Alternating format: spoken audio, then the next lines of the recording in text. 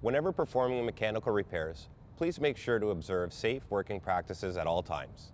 If lifting the vehicle with a floor jack, make sure to support it properly using safety stands at the manufacturer recommended safety points. Remember to always use proper eye and hand protection.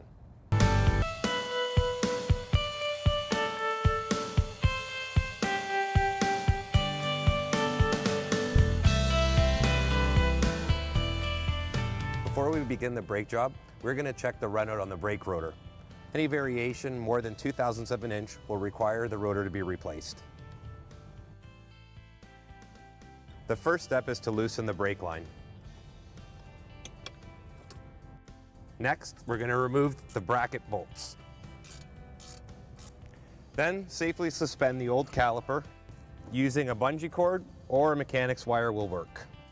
If the brake line is not properly suspended, damage to the internal lining will occur. Now we can remove the brake rotor from the spindle assembly. At this point, we can completely remove the brake line from the old caliper.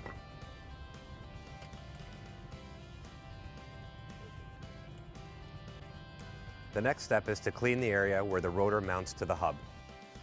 Failure to clean this area will create rotor runout. This creates vibrations and will affect brake system performance. At this point, a thin film of anti-seize compound should be applied to the hub. This will prevent corrosion and help eliminate brake system noise. At this point, we are ready to install the brake rotor, but first we are going to need to clean it. This will prevent contaminating the brake pad or damaging it. At this point, we will proceed to install the brake pads. Now we will install the bracketed caliper assembly over the rotor and onto the spindle assembly. Now we will torque the bolts to the manufacturer's specification. Now that we have double checked and made sure that all the brake components have been installed properly, we can go ahead and install the wheel.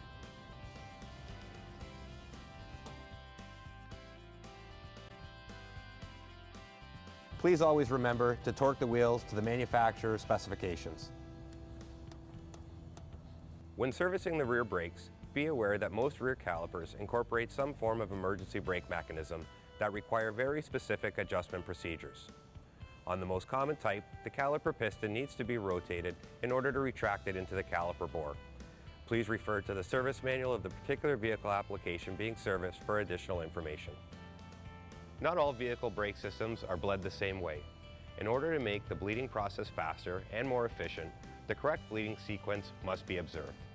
The two more common types of bleeding sequences are diagonally split, used on front-wheel drive vehicles, and front-rear split, used on rear-wheel drive vehicles. A lot of European manufacturers use a combination of these two techniques on all-wheel drive applications. Always refer to the vehicle service manual for bleeding sequence details. Now I'm going to demonstrate two of the most common brake bleeding procedures. First, I will explain how to perform manual bleeding using the pump and hold method. Please note that for this procedure, you'll need the help of an assistant to pump the brake pedal. Once the caliper has been installed on the spindle assembly, we can start the bleeding process. In order to prevent brake fluid spills, the installer can connect a piece of transparent hose and a suitable catching container, such as a water bottle. We will start by asking our assistant to depress the brake pedal a few times. It is important to remember that the brake pedal should never be pressed all the way down to the floor. Although there are tools available for this purpose, a 2x4 piece of wood will also work to limit the amount of pedal travel. Once the pedal has been depressed a few times, the assistant will hold the pedal down. At this point, we will open the bleed screw to allow the air that is trapped in the system to begin escaping through the bleed screw. We will repeat this procedure until all the air has been removed from the system. Please pump, hold, holding, release, released, please pump.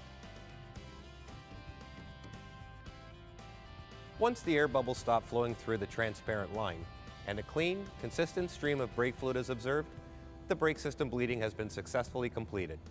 The last step of the process is to check the brake fluid level on the master cylinder reservoir and ensure that it is at the proper level marked and test drive the vehicle to ensure proper brake system operation.